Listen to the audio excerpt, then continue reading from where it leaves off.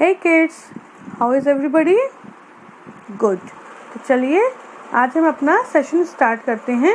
आज के सेशन में हम बात करेंगे अपने समानार्थी शब्दों के बारे में। समानार्थी शब्द क्या होते हैं? समानार्थी शब्द वे शब्द होते हैं जिनके एक ही मतलब होते हैं, मतलब समान अर्थ वाले शब्दों को हम बोलते हैं समानार्थी शब्द। दो शब्द होते हैं, उन दोनों का मतलब या अर्थ एक ही होता है। तो चलिए आगे हम क्वेश्चन को पढ़ते हैं।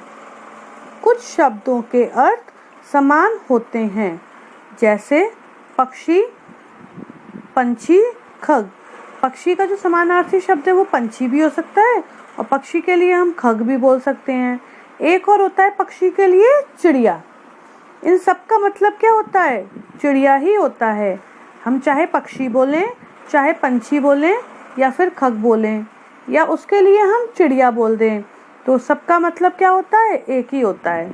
तो ऐसे शब्द समानार्थी शब्द कहलाते हैं। जो ये शब्द होते हैं जिनका एक ही अर्थ होता है, इन शब्दों को हम क्या बोलते हैं? समानार्थी शब्द बोलते हैं। अब एक्सरसाइज देखते हैं।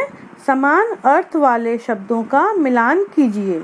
नीचे जो हमारी एक्सरसाइज दी गई है उसमें हमें समान अर्थ वाले शब्दों को मिलाना है। मतलब दो कॉलम आपको दिए हैं, दोनों में 5-5 शब्द हैं और पांचों का समानार्थी शब्द यहाँ लिखा है। तो एक से हो गए ना। तो देखिए जैसे पहले वाला आपके लिए किया हुआ है पेड़, वृक्ष। अगर हम पेड़ बोलें या फिर वृक्ष बोलें, दोनों का मतलब क्या होता है? ये जो पिक्चर बनी हुई है, चित्र बना हुआ है, ये वाला होता है वृक्ष। इसको चाहे हम वृक्ष बोलें चाहे हम पेड़ बोलें, दोनों का मतलब, दोनों का अर्थ एक ही होता है। दूसरा है हाथी। हाथी मतलब क्या होता है? एक बड़ा सा जानवर होता है ना, वो सूंड वाला, आपने देखा होगा, तो हाथी उसको बोलते हैं। तो इनमें से हाथी का कौन सा होगा? पहले इन शब्दों को पढ़ते हैं।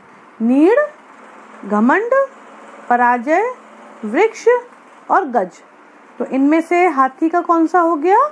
गज हो गया। अगर हम हाथी की बात करें चाहे हम गज की बात करें, हम किसके बारे में बात कर रहे हैं? वो बड़ा सा जानवर जो होता है लंबी सी सूंड वाला, उसके बारे में बात कर रहे हैं। अच्छा, किस किसने सवारी की है हाथी की? भाई जरा मुझे बताइएगा। बहुत बच्चों ने की होगी ना। गुड। अब तीसरा है हमारा घोंसला। घोंसला में देखिए यहाँ पे बिंदी लगी है ना, मैंने कल आपको समझाया था घोंसला नहीं होता, घोंसला होता है। तो घोंसला मतलब चिड़िया का घर, जिसमें चिड़िया अपने अंडे देती है और आके बैठती है। तो इनमें से घोंसला का पर्यायवाची या समानार्थी शब्द कौन सा होगा? नीड़। कौन सा होगा? नीड़। अब है अहंकार। अहंकार मतलब, अहंकार का समानार्थी शब्द कौन सा हो गया इसमें से? घमंड। अहंकार, घमंड।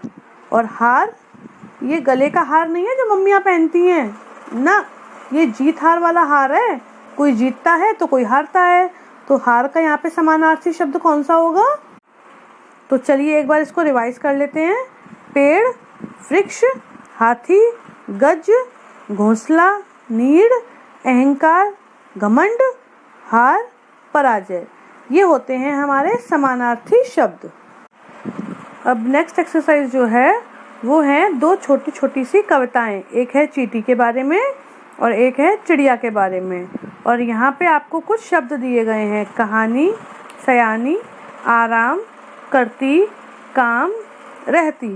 तो इन शब्दों को आपको इस कविता में भरना है और फिर हमारी प्यारी सी कविता जो है वो बन जाएगी। तो चलिए देखते हैं। चींटी रानी, छोटी लेकिन बहुत कहानी। नहीं, छोटी लेकिन बहुत सयानी। हाँ, ये अच्छा लग रहा है। चींटी रानी, छोटी लेकिन बहुत सयानी, करती रहती हरदम काम। चींटी जो होती है वो हर समय काम करती रहती है, चींटी कभी भी रुकती नहीं है। चींटी की एक खासियत होती है कि वो कभी भी खड़ी नहीं होती, मतलब कभी रुकती नहीं है। आप कभी भी चींटी को देखना तो चींटी आपको हमेशा काम करती हुई दिखाई देगी। तो करती रहती हरदम काम, कभी नहीं करती आराम। एक बार इस कविता को पूरी पढ़ लेते हैं। चींटी रानी, छोटी लेकिन बहुत सयानी, करती रहती हरदम काम, कभी नहीं करती आराम। अब है चिड़िया के ऊपर। चिड़िया रानी हमें सुनाओ एक, क्या सुनाई जाती है? कहानी।